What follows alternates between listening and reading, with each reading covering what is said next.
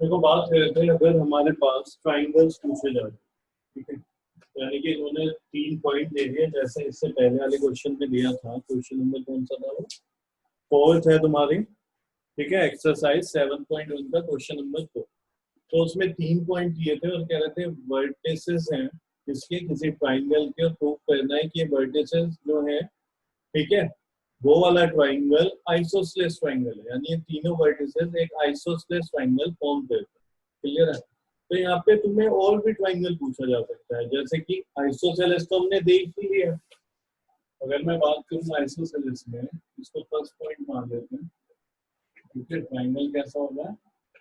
Isosceles. तो अगर isosceles triangle है तो हमें पता है आइसोसेलेस ट्राइंगल में दो साइड इक्वल होती है। क्या होता है? दो साइड इक्वल है। तो उसके अकॉर्डिंग अगर मैं इसको ए मान लेता हूँ, बी मान लेता हूँ, सी, तो तुम्हें क्या दिखाना होगा? सिर्फ A B equals to A C. क्या दिखाओगे? A B is equals to A C. Clear है यहाँ तक? फिर अगर ट्राइंगल है हमारे पास इक्विलेटरल ट्राइंगल, कैसा ट्राइंगल है? Equilateral triangle. तो हमें पता है भाई इक्विलेटरल ट्राइंगल में तो तीनों साइड इक्वल होती है, ए बी सी। तो फिर हमें ये प्रूफ करके दिखाना पड़ेगा कि ए बी इक्वल है बी सी के और बी सी इक्वल है ए सी, यानी तीनों साइड आपस में इक्वल हो जाएंगी। ये प्रूफ करेंगे। तो ये तो बात थी अगर हमारे पास क्या प्रूफ करने के लिए है? ट्राइंगल। तो उन ट्राइंगल में सिर्फ यही दो ट्राइंगल आते हैं, आइसोसेलेस आता है, इक्विलेटरल आता है, ठीक है। अगर स्केलर आ गया तो उसमें क्या होते हैं? तीनों साइड ही अनइक्वल होती है। चाहो तो वो भी लिख सकते हैं।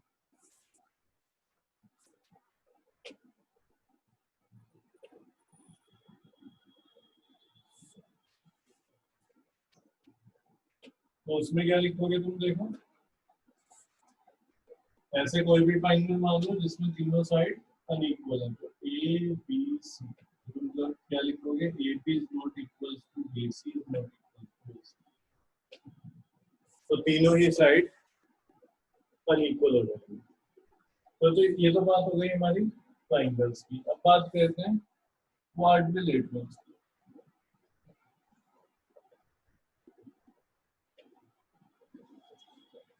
ठीक है, क्वाड्रिलेटरल्स। तो क्वाड्रिलेटरल्स में शुरुआत करते हैं। देखो, तीन यहाँ पे हो गए हैं। फिर ये क्वाड्रिलेटरल में फर्स्ट बात करते हैं स्क्वायर, या रोम्बस से बात करते हैं। इससे स्टार्ट करते हैं रोम्बस। तो देखो, रोम्बस ऐसे होता है कुछ। रोम्बस में चारों साइड क्या होती है? इक्वल होती है। रोम्बस में फोर साइड्स क्या हो जाएंगी? इक्वल। तो मैं अगर इसको मानूं ए बी सी डी, तो ए बी सी डी ये चारों साइड इक्वल है रोम्बस में। तो यहाँ पे क्या प्रूव करना पड़ेगा तुम्हें? A B is equals to B C is equals to C D is equals to A D.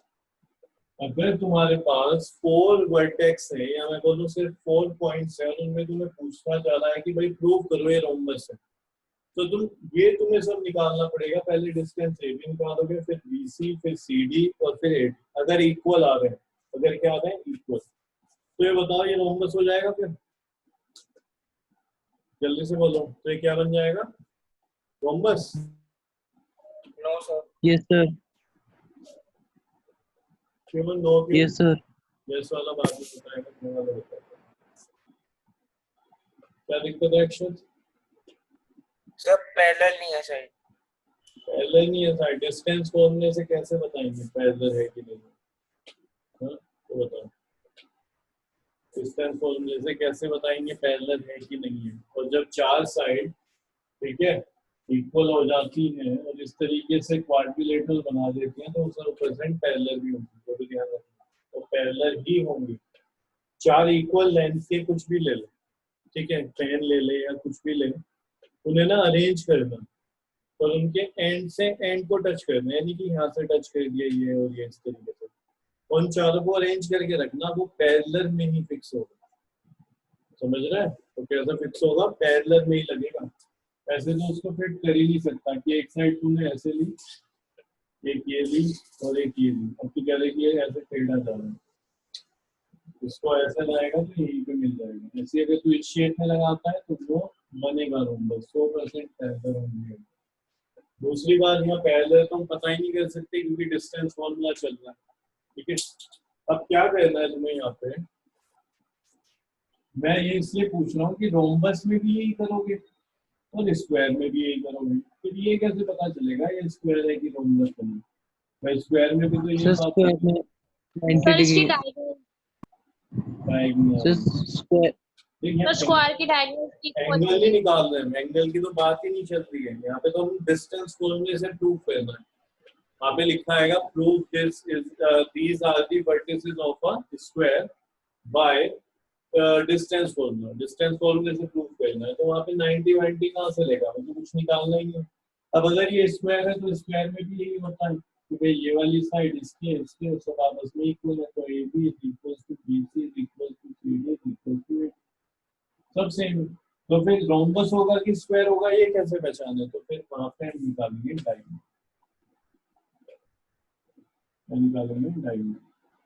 ठीक है। जानबूझ के डॉटेड बना रहा हूँ मैं, ये क्या हो गया डायगोनल। रोम्बस में डायगोनल इक्वल होता है, इक्वल होता है, जल्दी से बताओ। हाँ, इक्वल का साइन लगाऊं, अनइक्वल का, सर अनइक्वल होता है जो भी फिगर जिसमें वो साइड एक ऐसे इंक्लाइन हो जाए। देखो स्क्वायर से ही रोम्बस बनता है, तुम एक स्क्वायर शेप लो और उसको ऐसे कर दो इंक्लाइन हल्का सा, तो वो क्या बन जाएगा, रोम्बस बन जाएगा। उसमें चेंज क्या आएगा, साइड में कोई चेंज नहीं आएगा, डायगोनल में चेंज आ जाएगा। एक डायगोनल की लेंथ इंक्रीज हो जाएगी और एक की डिक्रीज हो जाएगा, कम हो जाएगा, ठीक है। एक डायगोनल बड़ा होगा और एक डायगोनल छोटा होगा। यहाँ पे डायगोनल सेम होंगे, तो यहाँ पे AC इक्वल्स टू BD। अगर तुम्हें 4 पॉइंट दे दिए, यानी कि 4 वर्टिसेस दे दी किसी, हम चाहते हैं किसी आगे तो तुम्हें 6 चीज निकालनी पड़ेगी। तो मेरे तुम ये करो, ये करो। रुक जाओ तो यहाँ पे तुम्हें क्या करना पड़ेगा, डिस्टेंस फॉर्मूला अप्लाई करना पड़ेगा 6 टाइम्स। 4 बार तो 4 टाइम्स तो तुम अप्लाई करोगे 4 साइड्स, और 2 टाइम्स अप्लाई करोगे डायगोनल्स के लिए, तब जाके तुम्हें पता चलेगा वो स्क्वायर है या फिर रोम्बस है। ये लिख चुके हो, हटा दो इसको, ट्रायंगल्स वाला।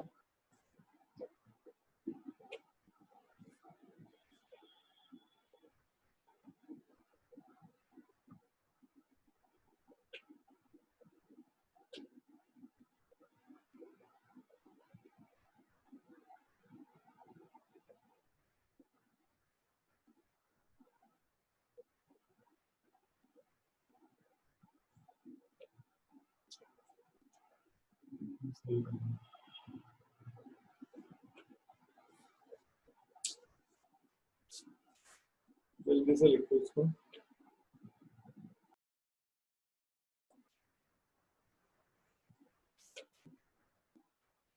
और भी देखो क्वाड्रिलेटरल सोचो, इसकी बात कर लेते हैं कि अगर भाई तुमसे पूछा जाए कि 4 वर्टिसेस दे दिए और तुम्हें पूछा जाए कि भाई प्रूव करो ये क्या है, पैरेललोग्राम है, जैसे लिखा है शॉर्ट में। तो अगर तुमसे ये पूछा जाए तो पहले एक बार फिगर बना के समझ लेते हैं, देखो कैसे होता है। पैरेललोग्राम यही होता है इस तरीके से, ए बी सी डी। और जब बात करेंगे रेक्टेंगल, इसकी बात करेंगे रेक्टेंगल, तो रेक्टेंगल में क्या होता है, अपोजिट साइड्स इक्वल होंगी, ए बी सी। तो यहाँ पे अगर तुम्हें पैरेललोग्राम प्रूव करना है तो तुम बोलोगे कि भाई ए बी इक्वल है किसके, बी सी के, A B equal D C. दूसरा ए डी इक्वल हो जाए किसके, बी सी के, A D equal B C. और डायगोनल्स कैसे, जल्दी से बताओ, इक्वल होंगे या अनइक्वल होंगे, अनइक्वल होंगे, अनइक्वल होंगे। तो यहाँ पे तुम लिखोगे AC is not equal to B। देखो जहाँ पे भी फिगर तुम्हारी टिल्टेड हो जाती है, यानी ऐसे साइड ऐसे हो जाती है, जैसे कि पैरेललोग्राम में है, रोम्बस में है, वहाँ डायगोनल अनइक्वल हो जाते हैं। और जहाँ पे साइड्स एक दूसरे के परपेंडिकुलर है, यानी कि यहाँ पे भी 90 है, 90 90 90, तो वहाँ पे जो डायगोनल्स हैं वो कैसे होते हैं, इक्वल आएंगे हमेशा। तो यहाँ पे भी तुम्हें यही काम करना पड़ेगा, यानी 4 साइड्स और 2 डायगोनल्स निकालोगे, और ये अगर बन रहा है वहाँ पे तो तुम बोलोगे पैरेललोग्राम में, पैरेललोग्राम में। इसमें रेक्टेंगल प्रूफ करना है तो ए बी इक्वल किसके होगा, सी डी के, और ए डी इक्वल होगा A D is equal to B C, और यहाँ पे जो डायगोनल्स होंगे वो आपस में इक्वल होंगे, यानी कि A C equal B D, A C equal B D.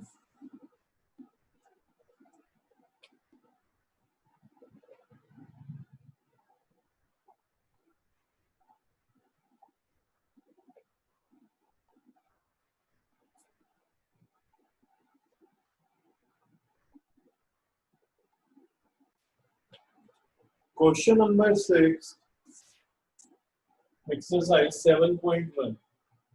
तो देखो क्वेश्चन नंबर 6 में क्या कह रहे हैं, name the type of quadrilateral form, कौन सा क्वाड्रिलेटरल बनेगा उसका नाम बताना है, any by the following point that given reason for your answer. ठीक है, अगर कोई बनता है क्वाड्रिलेटरल इनसे, ठीक है, उसका अगर तुम नाम बताते हो तो फिर रीजन भी देना है कि वो क्यों बना, यानी कि अगर रेक्टेंगल बन गया तो तुम्हें रीजन देना पड़ेगा भाई यहाँ पे अपोजिट साइड्स इक्वल है और डायगोनल भी इक्वल है, तो ये रीजन होगा, और क्या रीजन होगा। ठीक है, तो यहाँ पे 3 पार्ट्स हैं इसके, इनमें से मैं एक काम करता हूँ, देखो थर्ड वाला करा देता हूँ तुम्हें, या तुम बताओ कौन सा कराना,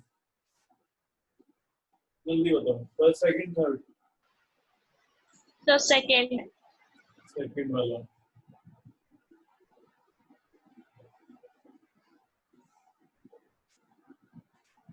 तो सेकंड में तुम्हें देखो पॉइंट दिए हुए हैं, इसको मैंने मान लिया a -3,5 b 3,1 c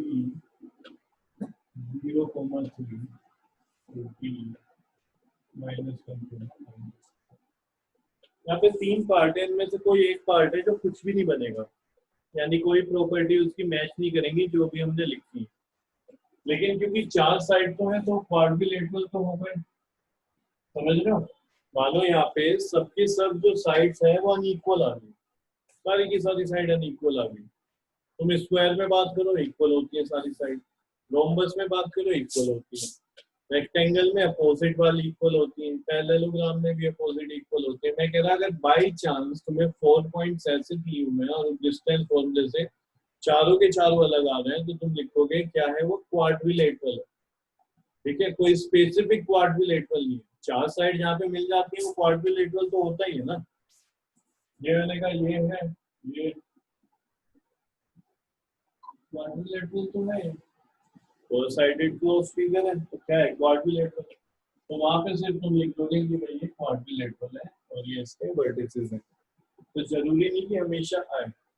तो क्यों बता रहा हूँ मैं तुम्हें, क्योंकि मैं ध्यान है इनमें से कोई 3 में से कोई एक पार्ट ऐसा है जिसमें वो कोई स्पेसिफिक फिगर नहीं बन पाती, हो सकता है यही चेक करते हैं। तो बाय डिस्टेंस फॉर्मूला, अब इससे पहले तुम्हें एक काम करना है, यहाँ पे रफ में करोगे, कोई भी कुछ भी 4 साइडेड फिगर बना दो ताकि तुम्हें याद रहे कि तुम्हें क्या क्या निकालना, ऐसे बना दिया तो ए बी सी, और इससे मुझे हेल्प मिल जाएगी, वरना मैं कंफ्यूज होता रहूंगा कि भाई ए बी निकाल दिया अब क्या निकालूं, बी सी निकाल दूं कि सी डी निकालूं। ठीक है, तो इस तरीके से पता है मुझे A B C C D और ए, पहले तो 4 साइड निकालते हैं, उसके बाद जाएंगे इसके डायगोनल्स पे जरूरत पड़ेगी। तो यहाँ पे देखो by distance formula A B under root X square और x2 minus x1 whole square plus y2 minus y1 whole square, x2 minus x1 whole square plus y2 minus y1 whole square.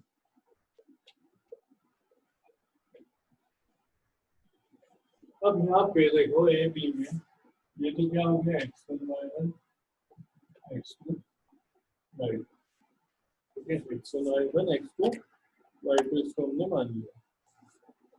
तो देखो 3 minus minus 3 ये ने बताया था तुम्हें 3 है, यहाँ पे माइनस है तो सिंपल प्लस 3 लिख दो, यहाँ पे लिखोगे तुम 3 प्लस 3। जो सेकंड वाली टर्म होती है ब्रैकेट में उसका साइन चेंज करके लिख दो, ये बोला था मैंने तुम्हें। फिर यहाँ पे 1 minus 5 plus 1 minus 5 whole square, तो ये भी कितना हो गया, ये भी आ जाएगा 6 square plus minus 4 square, 6 square minus 4 square. A B is equal to under root में 36 प्लस 16, अंडर रूट में 36 प्लस 16। तो देखो फिर ये भी कितना बन जाएगा, ये बन जाएगा अंडर रूट 52, कितना आ गया अंडर रूट 52। तो देखो 52 को मैं लिख सकता हूँ 13 मल्टीप्लाई बाय 4, अंडर रूट में 13 मल्टीप्लाई बाय 4। तो 4 का मतलब क्या होता है, 2 का पेयर है, 2 इंटू 2, 2 इंटू 2, तो पेयर बन गया तो 2 बार आ जाएगा। यहाँ पे जो ए बी है उसकी वैल्यू आ गई 2 अंडर रूट 13, 2 रूट 13 यूनिट्स।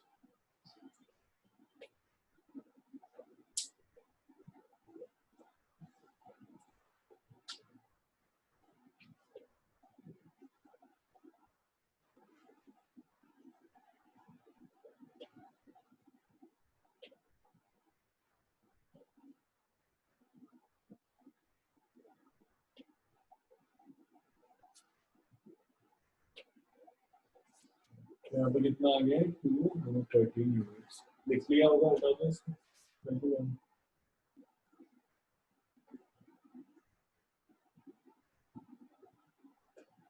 तो ए बी फाइंड कर लिया, इसके बाद बी सी फाइंड करेंगे, तो बी सी इसमें हटा देता हूँ यहाँ से। अब x1 y1 इसको ले लेता हूँ और x2 y2 लेता हूँ।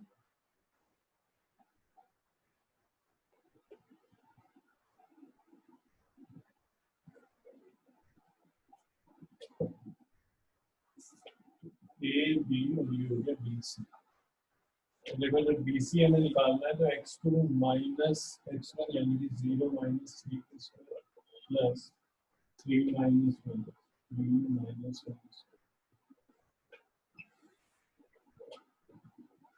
तो बन गया माइनस 3 स्क्वायर प्लस 2 स्क्वायर। तो इसकी वैल्यू कितनी आ जाएगी, देखो माइनस 3 का स्क्वायर यानी कि 9 आ जाएगा और ये आ जाएगा।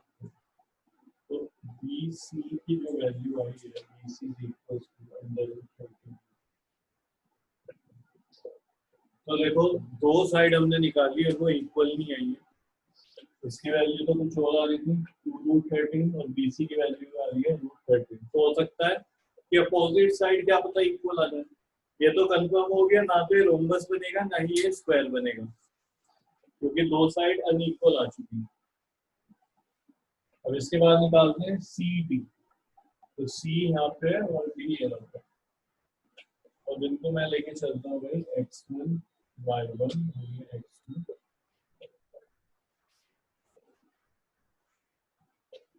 साइड में लिख लेता हूँ, बाद में लिखना पड़ेगा कितनी वैल्यू आ रही थी ए बी की 2 रूट 13 यूनिट, बी सी भी रूट 13 यूनिट, तो सी डी फाइंड कर देंगे यहाँ पे C D.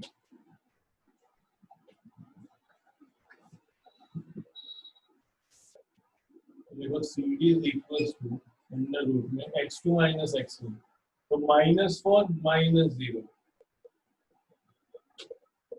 y2 minus y1 -4 -3, यहाँ पे C D is equal to under root -4 square plus -7 square, तो C D is equal to under root में इसकी वैल्यू क्या आ जाएगी, देखो 16 तो प्लस -1 है क्या हो गया, गलत हो गया, सब ऊपर CD में। हाँ क्या हुआ, सर x2 तो -1 है ना। अच्छा अच्छा इस वजह लिख दिया गया। 0.0 तो देखो यहाँ पे हो जाएगा -1 -0, ठीक है, -1 -0 यानी वैल्यू है -1, ठीक है। तो यहाँ पे सी डी कितना हो जाएगा, सी डी की वैल्यू हो जाएगी अंडर रूट। तो देखो √50 को मैं कैसे लिख सकता हूँ, तो तुम बोलोगे 25 × 2 लिखा जा सकता है, तो 25 मतलब यानी कि 5, ठीक है, 5 × 5, तो एक 5 का पेयर बन गया। तो √50 को मैं लिख सकता हूँ 5 √2 बन जाएगी 5 √2। सही, क्या ये ए बी के इक्वल आ रहा है, ए बी के इक्वल आया है। यहाँ पे तो अभी तीनों साइड यानी इक्वल आ गई हैं, तो यहाँ पे कंफर्म हो गया है, ठीक है। निकालने में 4 साइड्स पड़ेंगी, 4 भी निकालनी पड़ेगी, लेकिन अभी हमें ये कंफर्म हो गया है कि कोई स्पेसिफिक कोई पर्टिकुलर क्वाड्रिलेटरल नहीं है, ना तो स्क्वायर होगा, ना रोमबस होगा, ना पैरेललोग्राम होगा, ना ही रेक्टेंगल होगा। फिर भी चलो 4 साइड तो निकालनी पड़ेगी इसकी। तो यहाँ पे ए डी फाइंड करोगे, तो इसको x1 y1 x2 y, इन तीनों में से यही वो है जो मैं तुम्हें कह रहा था ना, एक पार्ट ऐसा है जहाँ पे कोई स्पेसिफिक क्वाड्रिलेटरल नहीं आता, तो वो सेकंड ही है। फर्स्ट थर्ड अपने घर से गया था, कुछ ना कुछ बन के आएगा। तो यहाँ पे फाइंड करेंगे ए डी।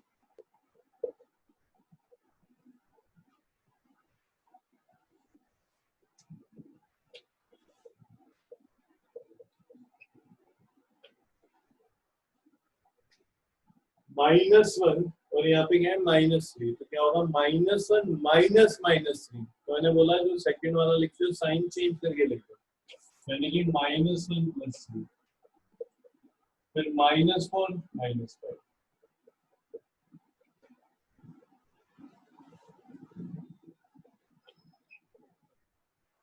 हो जाएगा 2² -9। AD is equal to √4 + 15. AD is equal to √55, कितना आ गया √55।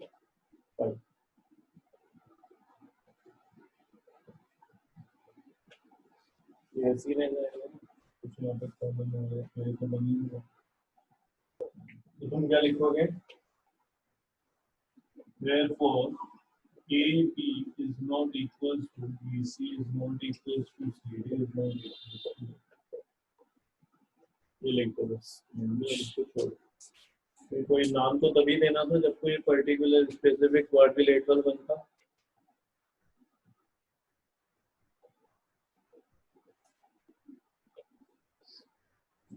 लास्ट में आंसर अगर तुम अपने बुक में आंसर देखोगे लास्ट में, तो वहां पे लिखा है नो क्वाड्रिलेटरल, ठीक है। ये देखो क्वाड्रिलेटरल तो हो सकता है, क्यों नहीं होगा, ठीक है। 4 साइड है, 4 साइड डिफरेंट डिफरेंट क्या पता टच कर रही है, और क्या पता ना भी कर रही है। देखो एक चीज को समझना, ठीक है। ऐसे डिफरेंट साइड है, तो मैं पर्टिकुलर कोई साइड लगा सकता हूँ ना, और हो सकता है ये इससे छोटी हो, ये यहाँ पे फिक्स ही ना हो पाए, क्लियर है, ये मिल ही ना पाए, मैं इसको यहाँ पे टच कर रहा हूँ। तो होने को क्वाड्रिलेटरल हो भी सकता है, लेकिन कोई पर्टिकुलर क्वाड्रिलेटरल नहीं होगा, और होने को नहीं भी हो सकता। तो इसलिए मैं कह रहा हूँ बस इतना करके इसे छोड़ दो, क्योंकि कोई पर्टिकुलर क्वाड्रिलेटरल होता तो हमें पता चल जाता, वो जो भी बातें हमने करी है कि ये इसके इक्वल आएगी, ये साइड इसके, तो भी पता है। यहाँ पे सबकी सब साइड अनइक्वल हो गई, तब ये नहीं हमें पता कि ये 4, अब ऐसे समझो तुम्हारे पास 4 डिफरेंट साइज के पेन हैं या स्टिक है, और तुम्हें वो चारों अरेंज करने हैं, तो वो हो सकता है अरेंज हो जाए और हो सकता है ना भी हो पाए, ठीक है। कंप्लीट एक दूसरे को ना टच कर पा रही, तो इसलिए मैं कह रहा हूँ ये होगा कोई ना कोई क्वाड्रिलेटरल, लेकिन कोई पर्टिकुलर क्वाड्रिलेटरल नहीं। बाकी इसके जो फर्स्ट और थर्ड पॉइंट है वो खुद से करोगे तुम। अब बात करते हैं क्वेश्चन नंबर 7, इसको लिख दो most important.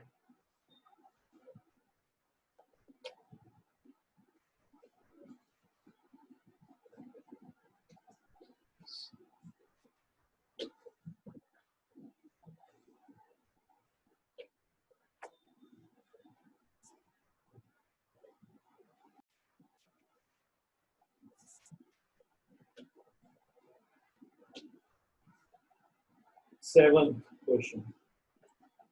Find the point on the x-axis which is equidistant from 2, -5 and -2, तो देखो ये दो पॉइंट है 2, -5, इसको मैं e मान लेता हूँ और फिर दूसरा पॉइंट है -2, तो देखो क्या कह रहे हैं, इसको बनाना मत, ये मत करना अभी। यहाँ पे दो पॉइंट, ठीक है, यहाँ पे ये दो पॉइंट। पहला पॉइंट क्या है 2, -5, तो कहाँ यहाँ पे होगा फोर्थ क्वाड्रेंट में, बनाना नहीं, मैं अभी भी कह रहा हूँ, सिर्फ समझाने के लिए बता रहा हूँ। तो मान लो ये 2 हो गया और यहाँ पे -5 है, तो तुमने लिख दिया 2, -5। फिर ये x एक्सिस है तुम्हारी और ये y एक्सिस है, negative x axis, negative y axis. फिर दूसरा पॉइंट है -2, 9, तो वो कहाँ पे होगा, मानो कहीं पे यहाँ पे, ठीक है। तो एक पॉइंट ये है,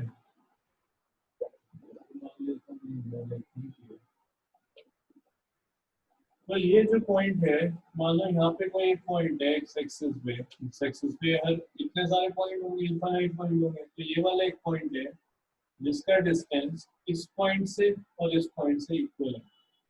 यानी कि अगर मैं इसको a बोल रहा हूँ, वहाँ पे b है, चलो b लिख दिया, और इसको मैं a बोल रहा हूँ, इसको b और इसको p, तो यानी कि bp इक्वल है ap, bp इक्वल होगा ap के।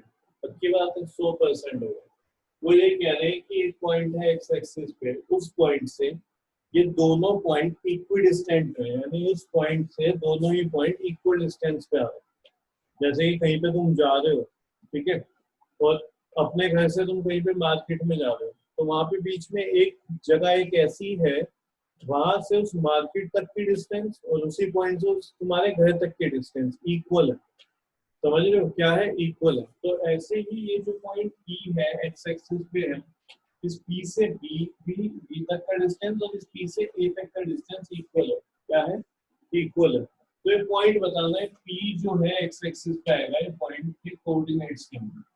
अच्छा बताओ, अगर कोई पॉइंट x एक्सिस पे है तो उसमें y कोऑर्डिनेट होगा, y कोऑर्डिनेट तो होगा ही नहीं, ठीक है। देखो ध्यान दो, अगर मैं पूछूं कि भाई यहाँ पे मैं पूछूं ये पॉइंट बताओ कौन सा, तो तुम क्या कहोगे, देखो ये x एक्सिस है और ये y एक्सिस है, तो x एक्सिस पे पॉइंट आ रहा है 2, तो x का तो हो गया 2, y तो है ही नहीं यहाँ पे, इस पॉइंट को तुम देखोगे तो तो ये 0, यानी कि 0। तो x एक्सिस पे तुम ये वाला पॉइंट देखो, ये क्या आ जाएगा 3,0। इधर देखो नेगेटिव में, मान लो -3 है, ये पॉइंट पूछ रहा हूँ, तो -3,0, यानी x एक्सिस के पे अगर कोई पॉइंट है तो उसमें y की वैल्यू 0 होगी, y की वैल्यू क्या होगी, डेफिनेटली 0 होगी। इसी तरीके से अगर मैं तुम्हें यहाँ पे y पे पॉइंट पूछूं, y एक्सिस पे कोई पॉइंट है, तो तुम कहोगे यहाँ पे x 0 होगा, यानी 0,2 हो गया, क्या हो गया 0,2। तो x एक्सिस पे कोई पॉइंट है, उसमें हमेशा y 0, ठीक है, y 0, यानी x पे कोई वैल्यू है, तो x एक्सिस पे पॉइंट हम ले लेते हैं x, यानी x की जगह तो कुछ ना कुछ नंबर होगा, लेकिन y हमेशा 0। ऐसे ही y एक्सिस के पॉइंट की बात करें तो लिया जाएगा 0, y, कहीं पे साइड में लिख लेना, क्या होगा ये वाली बात, ठीक है। ये पॉइंट किसका है, x एक्सिस का पॉइंट है, ठीक है। तो इसको ऐसे लिख सकते हैं, point on x axis is represented by this, और पॉइंट ऑन y एक्सिस को हम इस तरीके से रिप्रेजेंट करते हैं। अब इसको मैं थोड़ा और सिंपल तरीके से समझाता हूँ तुम्हें।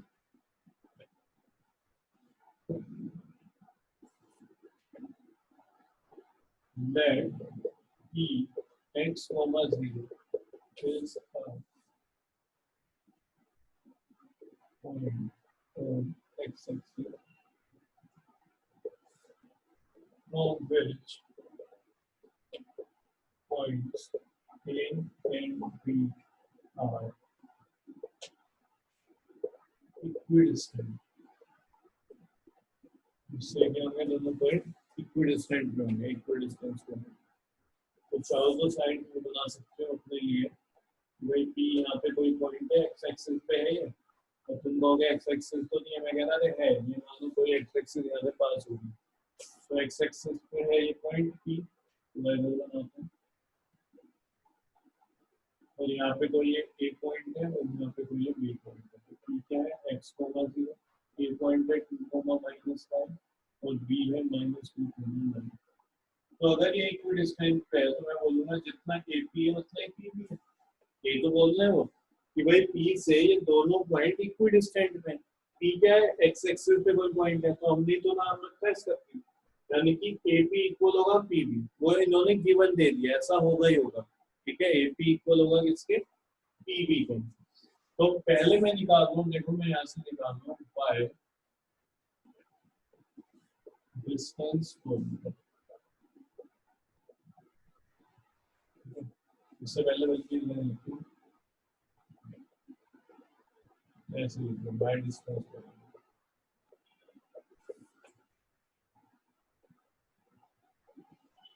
क्या फाइंड करना है तुम्हें, AP is equal to P, ये लेके चलोगे तुम, AP is equal to PB। तो यहाँ पे जब AP लूंगा मैं तो इसे ले लो x1 y1 और इसको x2 y2, तो तुम लिखोगे भाई ये क्या हो जाएगा यहाँ पे